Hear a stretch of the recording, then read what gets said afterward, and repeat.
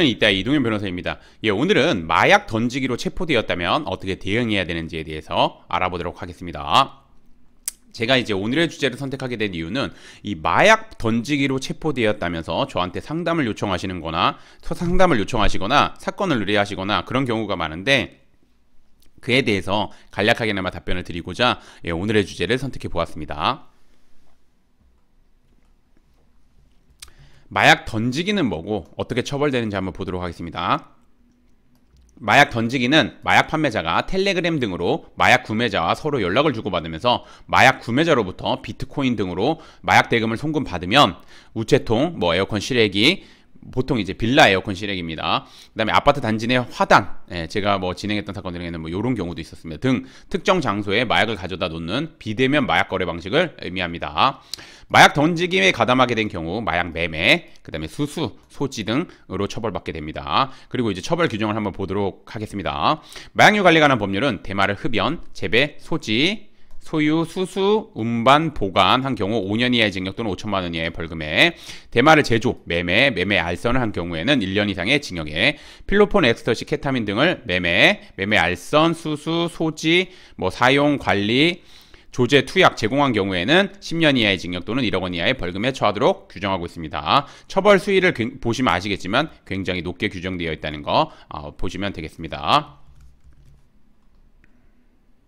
그럼 이제 오늘의 주제인 마약 던지기로 체포되었다면 한번 보도록 하겠습니다. 마약 던지기로 현장에서 적발된 경우 피의자는 섣불리 혐의를 부인하거나 초기 진술을 잘못하는 경우가 많이 있습니다. 이런 경우 실제 많습니다. 특히 수사기관은 여러 객관적인 자료를 바탕으로 피해자를 체포하는 것이기 때문에 섣불리 혐의를 부인하거나 초기 진술을 잘못했다가 더욱 엄중하게 처벌될 수 있습니다. 따라서 피의자는 혐의를 인정하고 알고 있는 범위 내에서 마약 판매책, 구매책 등에 대해서 모두 진술한 한편 반성문, 탄원서 등 여러 양형 자료를 바탕으로 경제적인 어려움을 겪고 있던 중 고액 아르바이트라는 말에 현혹되어 마약 던지기를 하게 되었으며, 그 다음에 이제 실질적으로 얻은 이익은 미비하거나 거의 없다는 점, 그 다음에 이제 마약 판매책, 구매책 등에 대해서 알고 있는 범위 내에서 모두 진술하는 등 수사에 적극적으로 임하였다는 점, 카톡을 주고받았으면 판매책이나 아니면 구매책과 카톡을 주고받았으면 카톡 내용 이런 것도 다 제출하는 것도 좋은 방법입니다.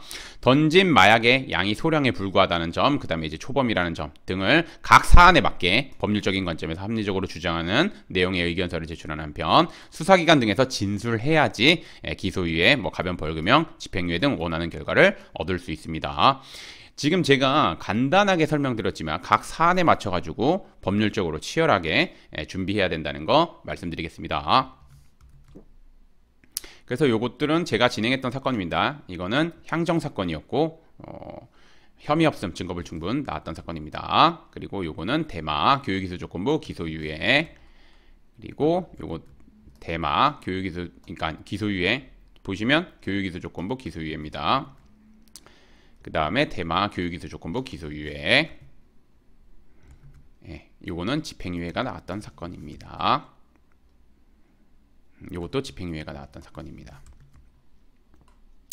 오늘의 주제를 정리를 하자면 마약 던지기로 체포된 경우 섣불리 혐의를 부인하였다가 섣불리 부인하거나 잘못 진술하였다가 구속되어 조사를 받을 뿐만 아니라 엄중한 징역형이 선고될 수 있습니다. 그래서 마약 던지기로 체포된 경우에는 변호사님의 도움을 받아서 진행하는 것이 맞습니다. 그리고 이제 변호사님의 도움을 받으실 때는 우선 첫 번째 대한변협에 형사 전문 변호사로 등록되어 있는지, 두 번째 마약 사건을 많이 다뤄보고 마약 사건에서 좋은 결과를 도출해낸 변호사님이신지 확인하셔서 이 두 가지 요건 충족하시는 변호사님의 도움을 받는 것이 아무래도 사건을 진행하는데 유리할 수 있습니다.